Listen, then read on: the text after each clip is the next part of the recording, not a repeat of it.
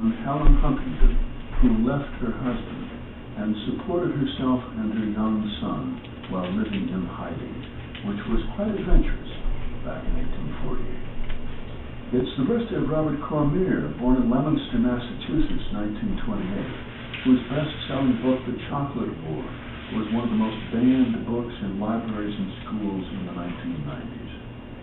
And today is the birthday of William Stafford, the poet, born in Hutchinson, Kansas, 1914. He was a conscientious objector during the Second World War, interned as a pacifist in civilian public service camps in Arkansas, California, fighting fires, building roads.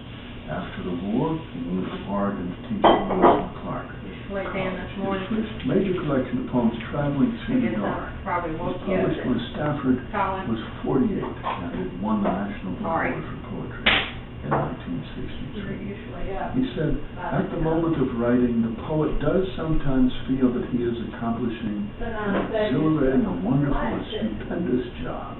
He glimpses at such times how it might be to overwhelm the universe by rightness, to do something peculiarly difficult to such a perfection that something like a revelation comes. For that instant, conceiving is knowing. The secret life in language reveals the very self of things. William Stafford usually wrote in the early morning with pen and paper, wrote about simple things, wrote about farms and winter, and about the West and his parents. About his own work, Stafford once said, I have woven a parachute out of everything broken. Here's a poem by William Stafford on his birthday, entitled, What's in My Journal?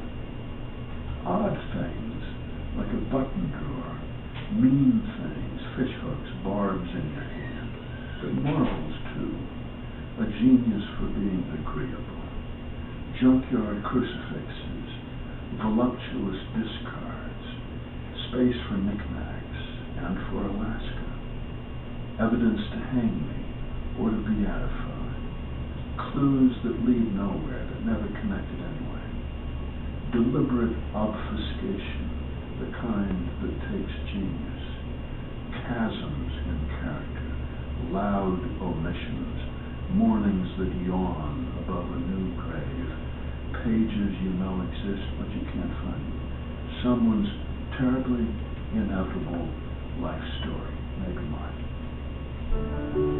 William Stafford's poem, What's in My Journal, from Crossing Unmarked Snow, published by University of Michigan Press, and used by permission of the Writers Almanac, supported by the Poetry Foundation. You can learn more about the work of your favorite poets with readings, guides, essays, audio recordings, poems, and profiles at poetryfoundation.org. Produced by Thomas Schweitzer and Kathy Roach. Be well, do good work, and keep in touch.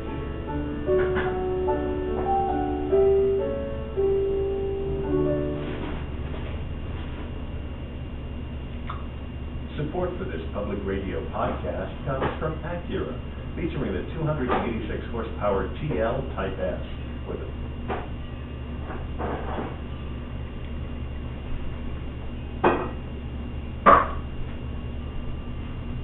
By Poetry Magazine. For over 90 years, the premier publisher of contemporary verse. You can find it online at poetrymagazine.org.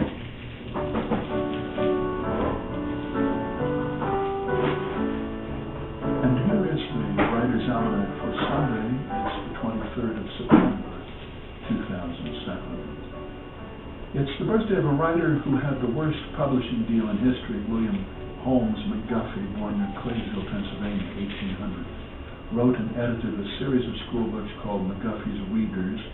They were used in schools for about 15 years, sold over 125 million copies, for which Mr. McGuffey was paid $1,000.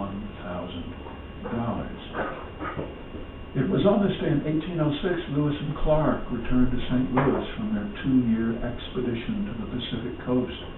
People were surprised to see them. There had been rumors that they had been killed. They were running out of food. The last few days they were living on plums they picked along the river. 1,000 residents of St. Louis stood on the banks of the river to watch them come in. There were gunfire salutes and church bells ringing. They brought with them maps of the West, detailed journals that gave